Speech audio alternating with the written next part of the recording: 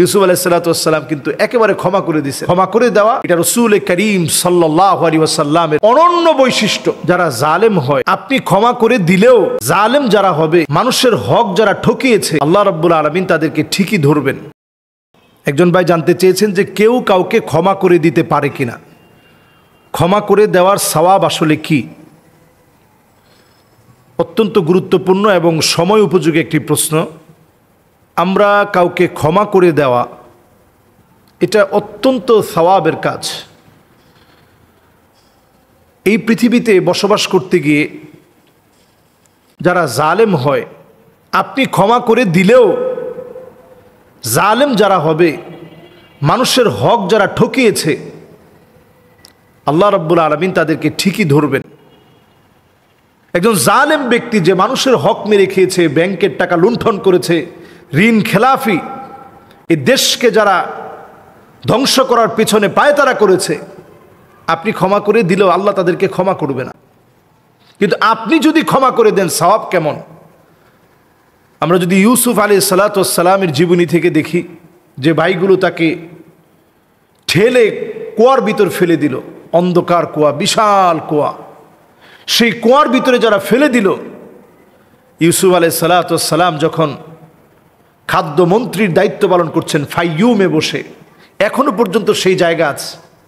এই বছর আমি দেখে আসি সে ফাইয়ুম নামক অঞ্চলে ইউসুফ সিদ্দিক আলাইহিস সালাতু ওয়াস সালাম তিনি যেই জায়গাতে খাদ্যমন্ত্রীর দায়িত্ব পালন করেছেন, যখন দুর্বিষহ পৃথিবীর ভিতরে যখন এত পরিমাণ খরা, এত পরিমাণ অভাব, পৃথিবীতে যখন চতুর্দিকে খরা দেখা দিয়েছে, সেই সময়ে ইউসুফ আলাইহিস সালাতু ওয়াস সালামের সব ভাইয়েরা আসছে যে এই সময় একটু খাদ্য নিয়ে আসি।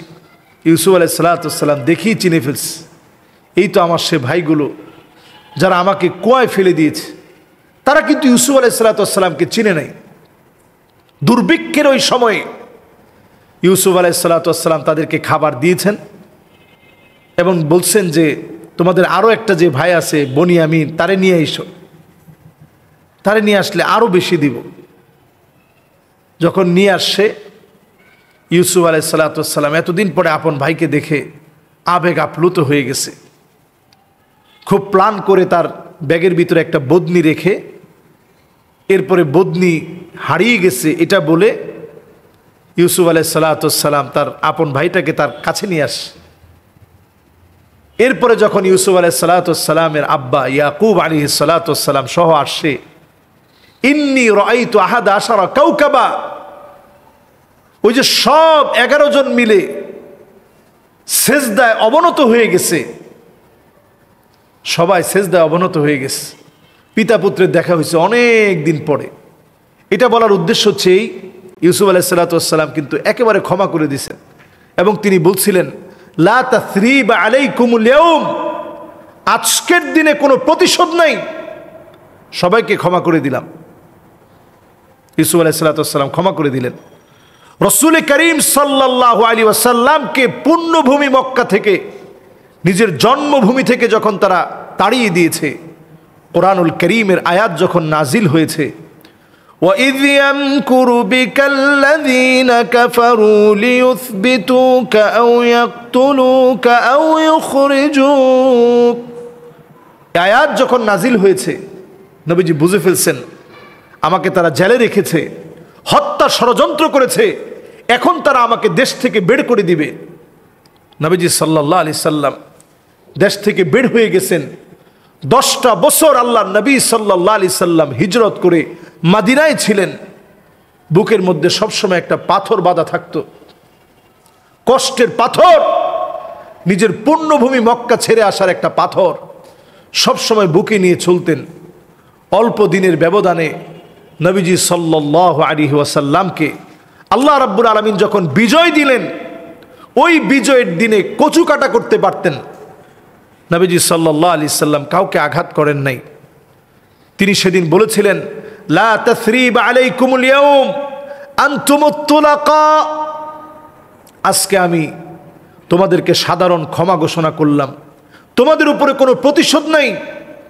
সদ্য প্রসূত শিশু বাচ্চা, তার যেমন কোনো চিন্তা নাই, টেনশন নাই, তোমাদেরও কোনো টেনশন করতে হবে না। আমাদের কোলে স্বাধীনতার পরম স্বাদে তোমরা থাকবে। আজকে আমরা দেখেছি আমাদের দেশেও যখন ডক্টর শফিকুর রহমান সাহেব তিনি দায়িত্ব নিয়ে যখন বললেন যে ক্ষমা করে দিলাম, কিন্তু যে সমস্ত পরিবার যারা জুলমের শিকার হয়েছে তারা যদি কোনো আইনানুগ ব্যবস্থা নেয় তাদেরকে আমরা সহযোগিতা করব, এটা নিয়ে অনেকেই না বুঝে সমালোচনা করছেন। ক্ষমা করে দেওয়া এটা রাসূল করিম সাল্লাল্লাহু আলাইহি ওয়াসাল্লামের অনন্য বৈশিষ্ট্য। নবীজি সাল্লাল্লাহু আলাইহি সাল্লামের আদর্শে যারা বিশ্বাসী তাদের বিশ্বাস তো এটাই হওয়া দরকার। আবু বকর রাদিয়াল্লাহু তাআলা আনহু তিনি ক্ষমার দৃষ্টান্ত দেখিয়েছেন। ওমরে ফারুক রাদিয়াল্লাহু তাআলা আনহু ক্ষমার দৃষ্টান্ত দেখিয়েছেন। মিশরের একটা জায়গায় আপনারা ঘুরতে গেলে অবাক হবেন, বাহনেসা নামক একটা ময়দান আছে মিশরে, ময়দান বাহনেসা নামক একটি ময়দান। আমর ইবনুল আস রাদিয়াল্লাহু তাআলা আনহু এই জায়গা যখন বিজয় করতে গিয়েছেন, ওমরে ফারুক রাদিয়াল্লাহু তাআলা আনহু বললেন, এই বাহনাসাকে মুসলমানদের হাতে নিয়ে আসো, সাকাতাতির রোম, অচিরেই আমরা রোম বিজয় করতে পারবো। যদি বাহনাসা বিজয় করতে পারি তাহলে রোম বিজয় হয়ে যাবে। এই বিজয়ের সময়ও ওমর রাদিয়াল্লাহু তাআলা আনহু সেই সময় বলছেন, তোমরা কারো উপর অত্যাচার করতে যাবে না, বৃদ্ধদের উপর অত্যাচার করবে না, নারীদের উপর অত্যাচার করবে না, ছোট বাচ্চাদের উপর অত্যাচার করবে না। সেই কথা মোতাবেক সাহাবাই কেরামের মধ্য থেকে ৫,০০০ সাহাবি বাহনাসা নামক ময়দানে ৫,০০০ সাহাবি শহীদ হয়েছেন। এরপরে মুসলমানদের বিজয় আসছে, মুসলমানরা ইচ্ছে করলেই কচু কাটা করতে পারতেন, গির্জাগুলা মিশাই দিতে পারতেন, কিন্তু তা করেন নাই। ক্ষমা সুন্দর দৃষ্টিভঙ্গি দেখিয়ে এই বিজয়কে দীর্ঘস্থায়ী করেছেন। এই জন্য আমাদের এই সময়ে আমাদের কাজ হচ্ছে আরেকজনকে ক্ষমা করে দেওয়া, এই ক্ষমা করে দেওয়ার মধ্য দিয়ে তাদেরকে কাছে টেনে বুকে আনা, তাদের সঙ্গে সুন্দর আচরণ করা, তারা যেন জালেমের সহযোগী জীবনে আর কোনো দিন না হতে পারে, যেখানে প্রয়োজন আইনানুগ ব্যবস্থা নেওয়া। যদি এই কাজগুলো আমরা করি, মান সাতারা আইবান সাতারাল্লাহু আইবাহু ইয়াউমাল কিয়ামা, আপনি আরেকজনের দোষ ত্রুটিগুলো আপনি মাফ করে দিলেন, ক্ষমা করে দিলেন, সাতারাল্লাহু আইবাহু ইয়াউমাল কিয়ামা, কিয়ামতের দিন আল্লাহ রাব্বুল আলামিন আপনাকে ক্ষমা করে দিবেন। সুবহানাল্লাহ বিহামদি। এজন্য আমরা আরেকজনের প্রতি হিংসাত্মক না হয়ে, আরেকজনের প্রতি তারা যেমন জুলুম করেছে আমরাও জুলুম করব, তারা যেমন টেন্ডারবাজি করছে আমরাও টেন্ডারবাজি করব, তারা যেমন চাঁদাবাজি করছে আমরাও চাঁদাবাজি করব, এই কাজগুলো না করে সুন্দর একটা দেশ গড়ার কাজে আমরা প্রত্যেকে মনোযোগী হই। এই দেশটা আমাদের, এই দেশটা আমাদের সকলের।